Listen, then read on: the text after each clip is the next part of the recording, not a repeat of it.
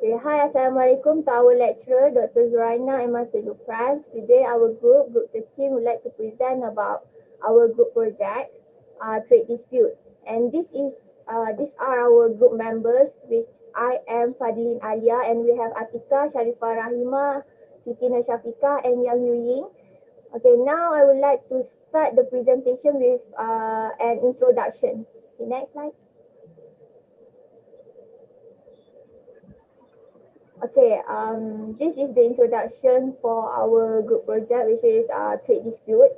Under Section 8 of the Industrial Relation Act 1990, a trade dispute means any dispute between employers and workers which is connected with the employment or non-employment or the terms or condition of or affecting the employment of any person.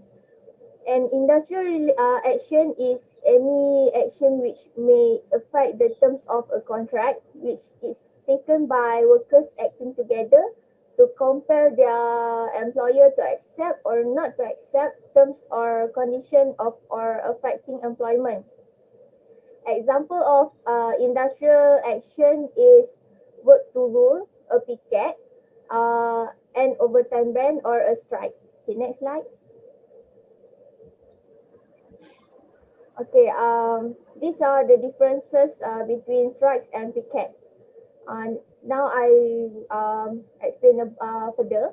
In the employment law, there is no right to take industrial action, but there are protection for certain workers who do this by, for example, going on strike. Strike action, also called labor strike, or simply strike, is a work stoppage caused by a mass refusal of employees to work. A strike usually takes place in response employees' grievance. A strike is a refusal to work organized by a union of employees as a form of protest, typically in an attempt to gain a concession or concessions from their employer. It generally involves quitting of work by group of workers for the purpose of bringing pressure on their employer so that their demands get accepted. Strikes are usually undertaken by labor unions as a final negotiation during collective bargaining, where the employer and the union try to come and to an agreement about the wages, benefits, and working conditions. Strikes sometimes occur so that employers listen more carefully to the workers and address their problems. Next, I will explain more about picketing. Picketing is a form of protest in which people called pickets or picketers congregate outside a place of work or location where a specific event is taking place. Picketing is typically done to stop others from going to work and continue striking. This is a common tactic used by the trade unions during strike, who will try to prevent dissidents members of the union. Members of other unions and non-unionized workers from working. It is basically a method of drawing public attention towards the fact that there is a dispute between the management and employees. Picketing can also be done to draw the attention of the general public to a cause. The main aim of picketing is to pressurize the party targeted to meet specific demands and or cease operation. The pressure is exerted by harming the business through loss of productivity, loss of customer, and creating negative publicity. Okay, next I will pass to the next presenter. Hello everyone, my name is Yang Yuying. So I will present the first case. It's over 250 million workers joined a national strike in India. So for this case background is According to the news published by the Business and Human Rights Resource Center, on the 26th November 2020, it's reported that over 250 million workers participate in a nationwide strike against the reforms, which caused a complete shutdown in several states. Indian trade unions condemned the arrest of workers and farmers leaders across the country as they demonstrate together in one of the biggest ever nationwide general strikes. So next page. For the reason why they conduct the strikes, have 4 points. The first one is Indian trade union leaders issued a clearing call to the government to repeal anti-worker labor codes and anti-farmer farm laws as a massive mobilization of industry and agricultural workers and the farmers across the country in rural and urban areas. So the second reason is farmers are protesting against the recent anti-farmer laws, which would withdraw the government's minimal support price for farmer products, with serious implication for farmers' income and livelihoods. The third reason is the reforms degrade corrupt sales in a move the government claims will give farmers greater control over price. So the last reason is farmers have brought the reforms as poor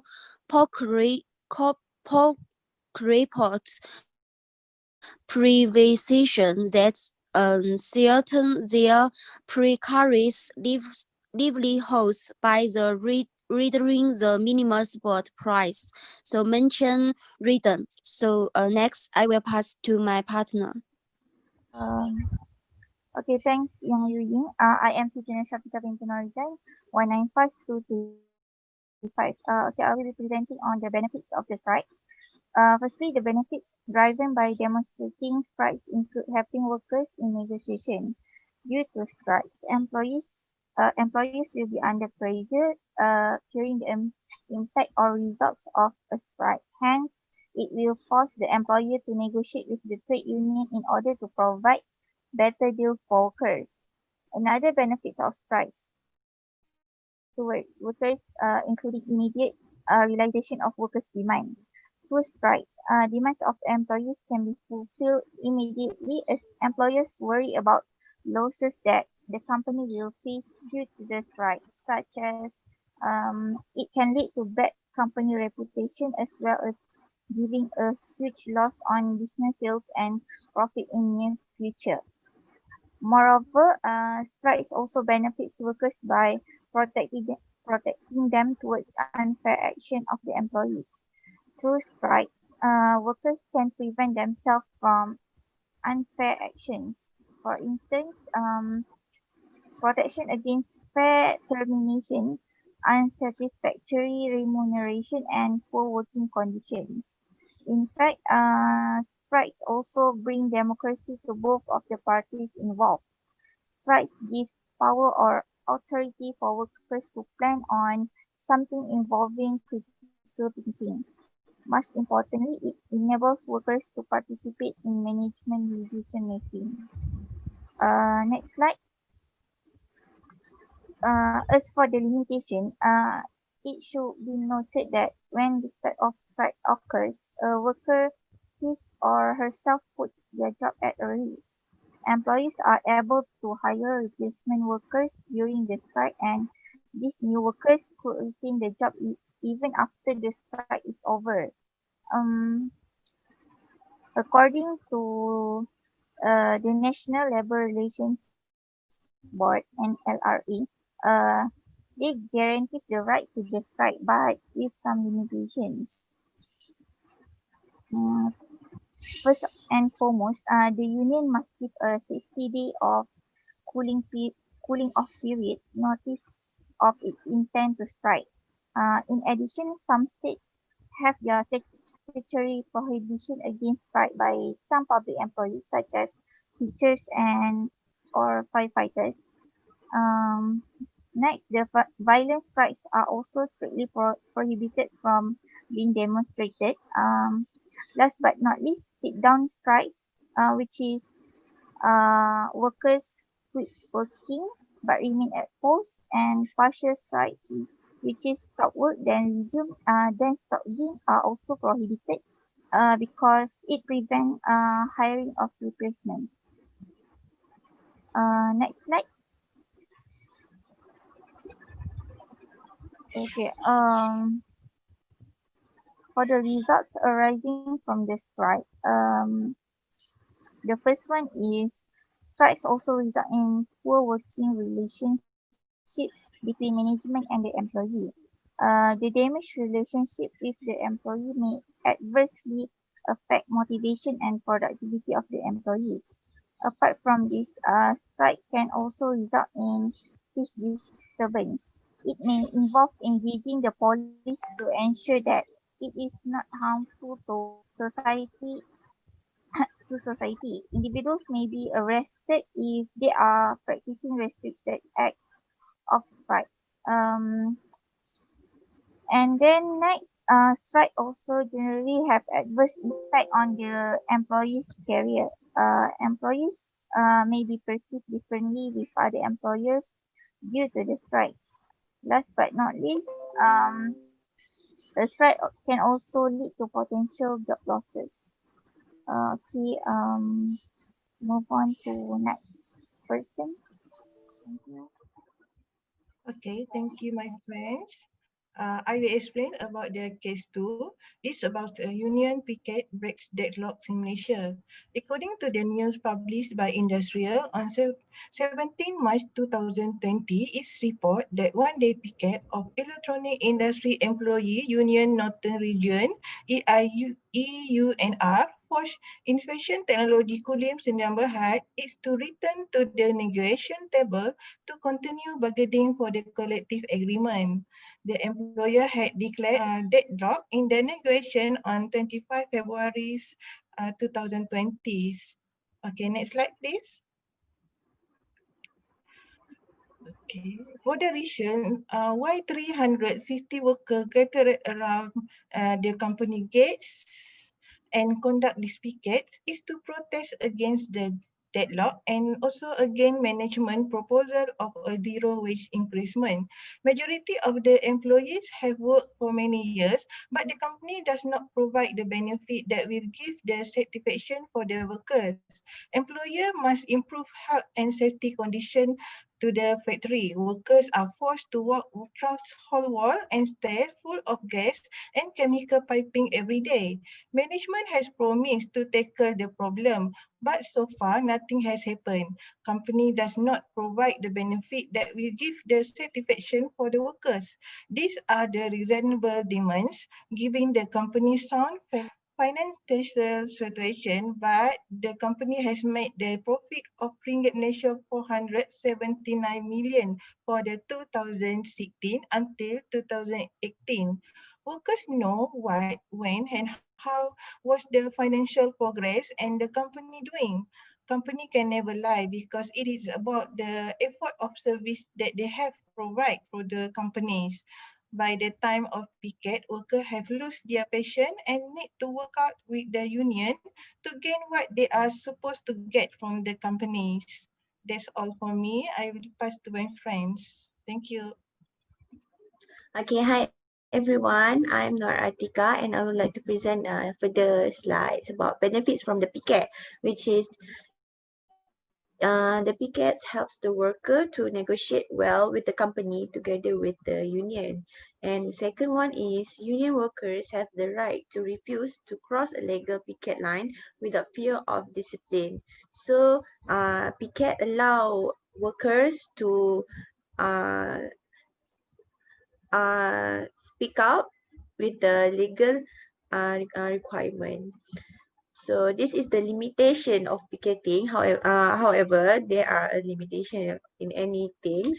So any form of picketing must not be conducted in such manner which results in intimidation, obstruction to the approach to the place of work or the exit therefrom, or a breach of the peace. And also, the contravention of the above is an offense under the Industrial Relation Act. It is punishable by imprisonment of a maximum 1 year imprisonment term and or a maximum fine of 1,000 or both.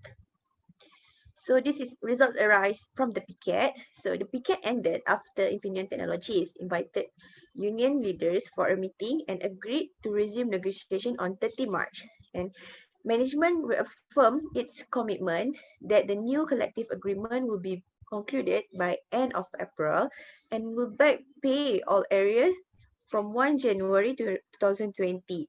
So this shows both parties have the win-win situation to overcome this problem. So they get the uh, I mean they get the result positive result for the picket. So this is the conclusion. So above all, management in modern time has seen a lower amount of participation in union negotiations on behalf of organizations.